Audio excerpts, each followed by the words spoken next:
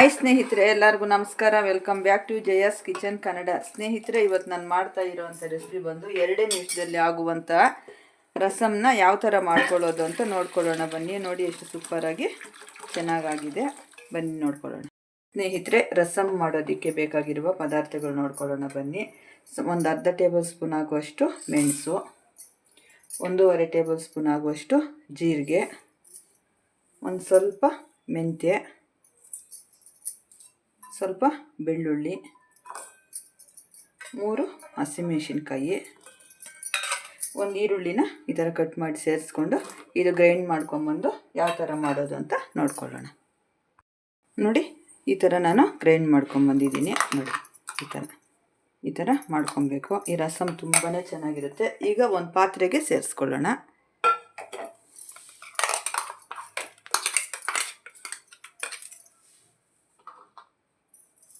ಸ್ವಲ್ಪ ನೀರು ಹಾಕ್ಬಿಟ್ಟು ಸೇರಿಸ್ಕೊಳ್ಳೋಣ. ನಮಗೆ ಎಷ್ಟು ನೀರು ಬೇಕೋ ಅಷ್ಟು ನೀರು.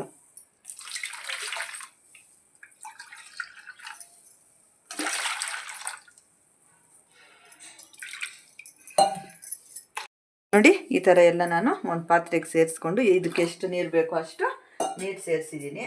ಈಗ ಸ್ವಲ್ಪ ಅರಿಶಿನ ಪುಡಿ ಹಾಕ್ಕೊಳ್ಳೋಣ.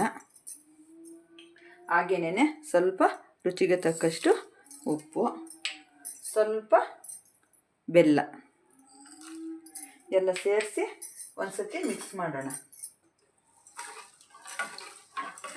ಈ ಥರ ಮಿಕ್ಸ್ ಮಾಡಿಬಿಟ್ಟು ಚೆನ್ನಾಗಿ ಸ್ವಲ್ಪ ಕುದಿಸೋಣ. ಈ ಥರ ಪಾತ್ರೆ ಸ್ಟವ್ ಮೇಲೆ ಇಟ್ಟು ಸ್ವಲ್ಪ ಒಂದೆರಡು ನಿಮಿಷ ಕುದಿಸ್ಕೊಳ್ಳೋಣ. ಲಿಡ್ ಕ್ಲೋಸ್ ಮಾಡಿ 2 ನಿಮಿಷ ಕುದಿಸ್ಕೊಳ್ಳೋಣ. ನೋಡಿ, ಈ ಥರ ರಸಮ್ನ 2 ನಿಮಿಷ ಚೆನ್ನಾಗಿ ಕುದಿಸ್ಕೊಬೇಕು. ನೋಡಿ, ಈ ಥರ ಸ್ವಲ್ಪ ಹಸಿಮೆಣಸಿನ್ಕಾಯಿ ಎಲ್ಲ ಹಾಕಿರ್ತೀವಲ್ಲ, ಹಸಿ ಸ್ಮೆಲ್ ಹೋಗೋವರೆಗೂ ನಾವು 1-2 ನಿಮಿಷ ಕುದಿಸ್ಕೊಂಡ್ರೆ ಆಯಿತು. ಇವಾಗ ಸ್ವಲ್ಪ ಕೊತ್ತಂಬರಿ ಸೊಪ್ಪು ಈ ಟೈಮಲ್ಲಿ ಸೇರಿಸ್ಕೊಬೇಕು.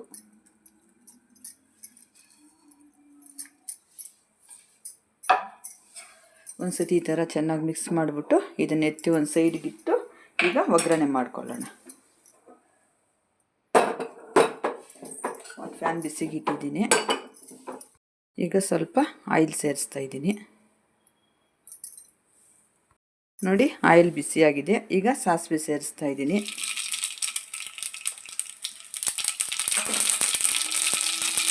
ಎರಡು ಒಣಮೆಣಸಿನ್ಕಾಯಿ ಹಾಕ್ಕೊಂಡ್ರೆ ಸಾಕು, ಯಾಕಂದರೆ ನಾವು ಮೆಣಸು ಎಲ್ಲ ಹಾಕಿದ್ದೀವಿ. 3 ಹಸಿಮೆಣಸಿನ್ಕಾಯಿ ಹಾಕಿದ್ದೀನಿ.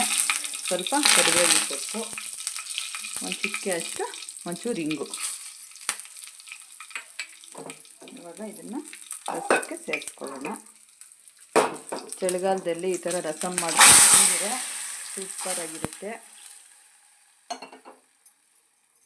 ಒಂದ್ಸತಿ ಚೆನ್ನಾಗಿ ಈ ಥರ ಮಿಕ್ಸ್ ಮಾಡ್ಕೊಳ್ಳೋಣ.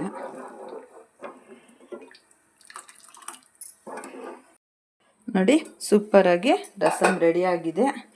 ಇದಕ್ಕೆ ಹುಣಸೆ ಹಣ್ಣು ಟೊಮೆಟೊ ಏನು ಹಾಕೋಷ್ಟಿಲ್ಲ. ಇದಕ್ಕೆ ಸ್ವಲ್ಪ ನಿಂಬೆಹಣ್ಣಿನ ರಸ ಸೇರಿಸ್ಕೊಬೇಕು. ನೋಡಿ, ಇಷ್ಟು ಸೇರಿಸ್ಕೊಂಡ್ರೆ ಸಾಕು. ನಾನು ಚಿಕ್ಕದಾಗಿ ರಸ ಮಾಡ್ತಾ ಇರೋದ್ರಿಂದ ಅರ್ಧ ಒಳಷ್ಟು ನಿಂಬೆಹಣ್ಣು ರಸ ಸೇರಿಸ್ಕೊತಾ ಇದ್ದೀನಿ. ನಿಂಬೆ ರಸ ಹಾಕ್ಕೊಂಡು ನಾವು ಸ್ಟವ್ ಆಫ್ ಮಾಡ್ಕೊಂಬಿಡಬೇಕು. ಈ ಥರ ರಸಮ್ನ ನಿಮ್ಮ ಮನೆಯಲ್ಲೂ ನೀವು ಒಂದ್ಸಲ ಟ್ರೈ ಮಾಡಿ ಯಾವ ಥರ ಬಂತು ಅಂತ ಕಮೆಂಟ್ ಮಾಡಿ. ಚಳಿಗೆ ಬಿಸಿ ಬಿಸಿಯಾಗಿ ಈ ಥರ ರಸಮ್ ಮಾಡ್ಕೊಳ್ಳಿ. ಸ್ನೇಹಿತರೆ, ಬಿಸಿ ಬಿಸಿಯಾಗಿ ರಸಮ್ ರೆಡಿ ಆಗಿದೆ. ವಿಡಿಯೋ ಇಷ್ಟವಾದಲ್ಲಿ ಲೈಕ್ ಮಾಡಿ, ಶೇರ್ ಮಾಡಿ, ಕಮೆಂಟ್ ಮಾಡಿ. ಹಾಗೆ ನಮ್ಮ ಚಾನಲ್ನ ಸಬ್ಸ್ಕ್ರೈಬ್ ಮಾಡಿಕೊಂಡು ಸ್ಕಿಪ್ ಮಾಡಿದಿರ ಕೊನೆ ತನಕ ವಿಡಿಯೋ ನೋಡಿ. ತುಂಬ ಧನ್ಯವಾದಗಳು.